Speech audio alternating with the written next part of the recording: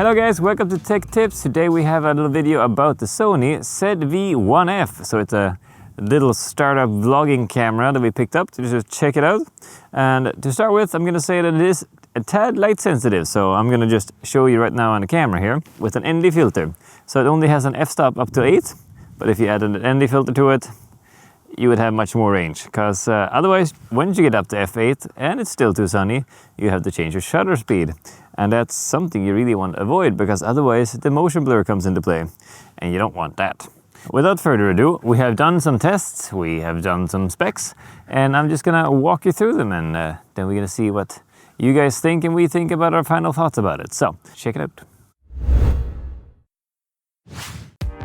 The Sony ZV-1F has a 20.1 megapixel 1-inch CMOS sensor.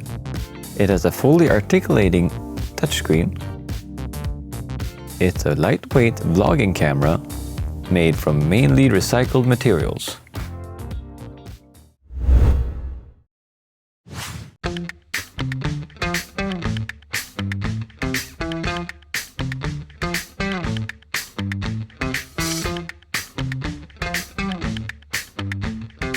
So this is with steady shot on. It is on now, and it's pretty steady, pretty smooth. Very nice. Crops in a bit on the picture, but that's okay. Makes it steady. This is steady shot off, and you can see it's a little bit wider than it was before. It's because it crops in on the screen when it does it. But other than that, a little bit shakier, of course. So steady shot is to recommend. All right, so as you can see, it does make a difference when you have the steady shot on. It crops in a little bit on the picture, but it makes it much smoother. So when you're walking around, it's a great feature for people doing vlogging. So the next test we did was actually the Beautify, which makes things look smoother. But as with everything that has a high and a low, you actually have to be a little bit careful on how much you use.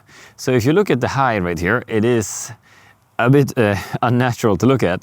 So if you go down to medium, there's less smoothness, a little bit more detail, and when you go down to low, of course, there's more detail than smoothness, and then off again is all of the details back.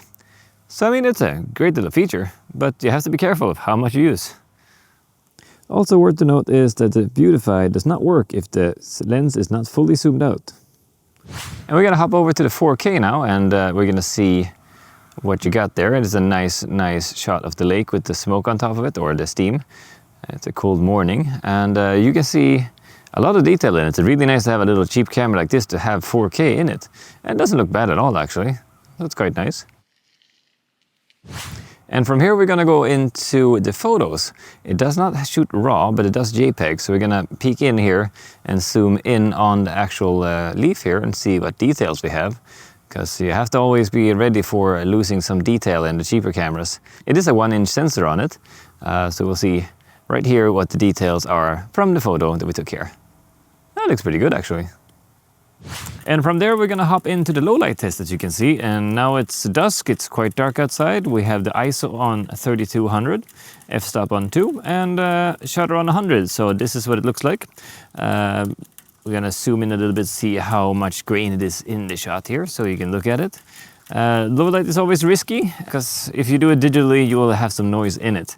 It's always better to have, well, a light with you.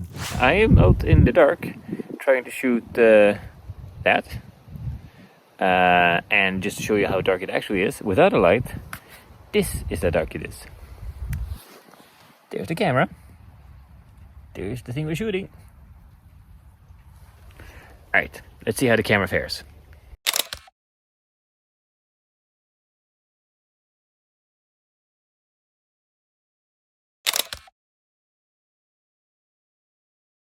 We can actually hop straight into product shot, which is basically just holding up something in the center of the screen, and then the focus will catch onto it instead of the person behind it. So I tried to wave around a bit behind, as you can see. So the product shot could be really handy if you have a channel or anything that you actually need to show anything.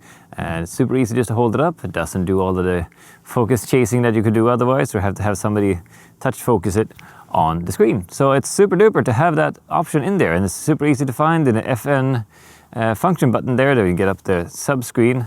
It's just on and off right in there. The other button that you have on top of the camera up there is the blurry background function, which is a great function to get a little bit of cheating depth of field. Or get nice bokeh in the background, which is always a great feature for vloggers. All right, we're gonna hop into a little extra feature now that it has actually an app that you can download. And what you do is find the part in the menu that says link up to a mobile device. It'll give you a QR code that leads you to the app you download. And then you download the app, follow all of the prompts right there.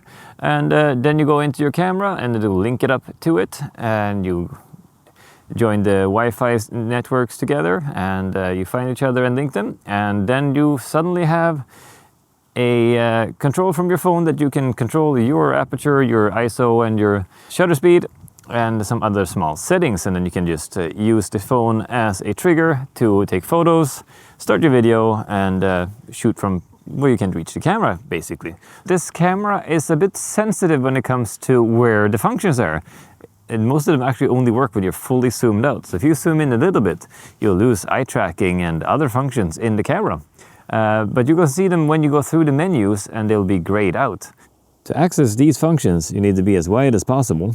A part of getting a slightly cheaper camera, you get a little bit of things like that to cut down the cost. But as long as you're aware, you can still work with them. So, another thing we had in this camera is the little toupee fluff that you get with the camera. And we tested an audio test here, we're going to listen to in 1 sec, with and without the, well, windsock is what it's properly called. So, check it out. So now we're going to test the fluff on top of the mic, little toupee so to speak. And I'm going to just talk a little bit here. I have some traffic behind me. I'm going to see if it does any difference in removing the noise around and such. Alright, so now I have the little toupee in my hand, so we're gonna see if there's any difference in the audio when we talk. So this has a little top mic that's supposed to be directional towards you. And yeah, so I'm just chit-chatting in a normal tone, roughly an arm's length away from the camera. So this is how it sounds without the muff, this is without the muff. Alright, so I actually found that it sounds better without the windsock, at least in post, in that situation. The downside is you don't actually have a headphone jack on the camera, so you don't actually know what it sounds like until you get out to the edit suite. But in this test, it sounded better without the windsock, but if it was windy, the windsock would do its job, of course. When you have a little bit of extra money and you've done a little bit of stuff, pick up a separate microphone for yourself, and it'll have you always have pristine audio. And you can use the audio on your camera to sync instead.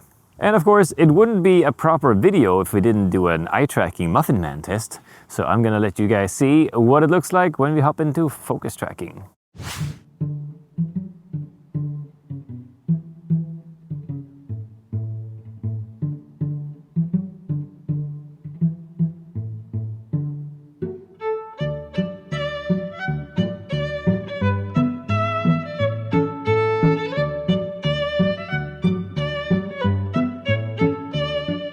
It is primarily a vlogging camera with a wide angle, so you have to get fairly close to it if you want to be hopping around and getting eye tracking to work.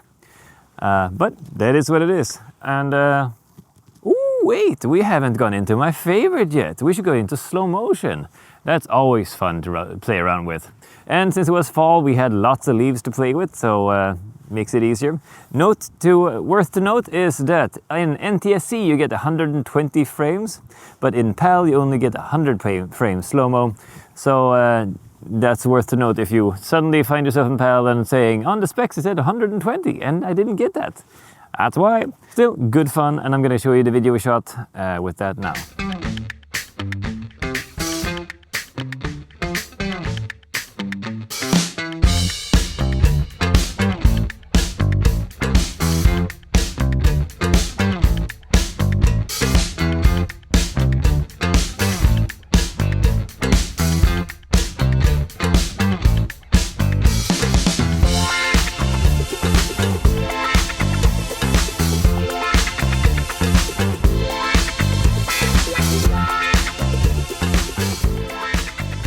So we've shot this video in Nova Scotia, Canada. So we've had sunny days, fall days, cold days, and a snowstorm. It hasn't been a full year of us shooting this video. That's just Canada for you, okay? Going back to the slow motion, this camera here, the Sony, has 120 frames in 1080, which isn't bad actually. That's actually quite okay. Because if you want to go above that, you have to go up almost to the Canon R5 or the Canon C70, or comparable. Then you get up to 4K in 120 or 1080 and 120 frames. So slow motion is actually quite okay. It's a plus for this camera. Something that is quite a drawback though, that you might have seen in the video already, is that some of the functions in this is actually not available unless you're fully zoomed out. So if you zoom in only a little bit, you lose things like the beautify, you lose the eye tracking, and some of those important functions, which makes this a little bit tricky to use if you're not going to be fully wide. Now we picked these up as a thought for us to have them in a studio.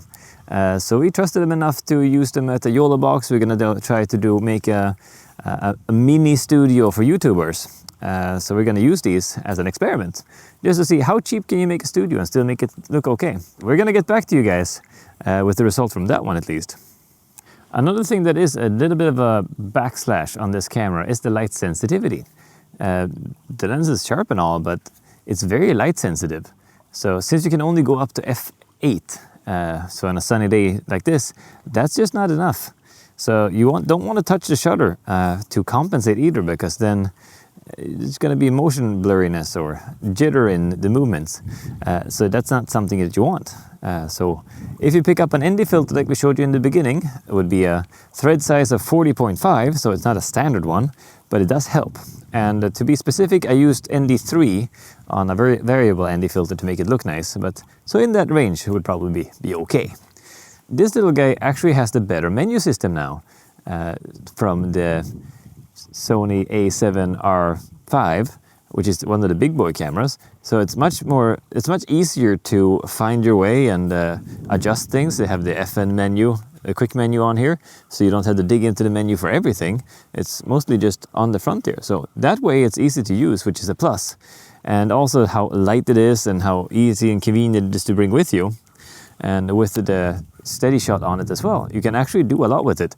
If I wanted to go one step above this, there would be the next Sony.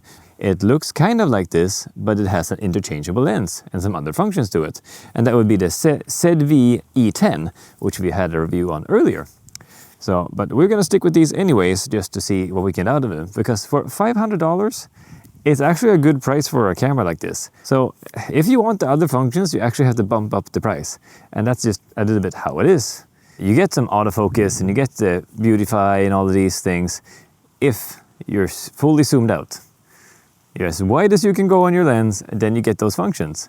This is not a zoom in and find things like that. It is a vlogging camera.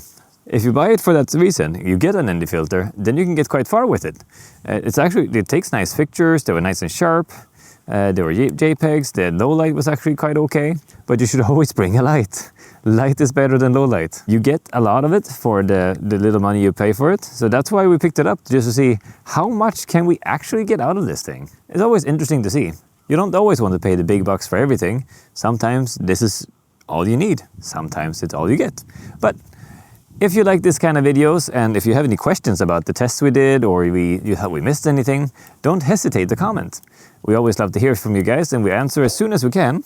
And don't forget to ring the bell for notification and like this video. It always helps the channel grow. And until next time, guys, from Canada, see ya.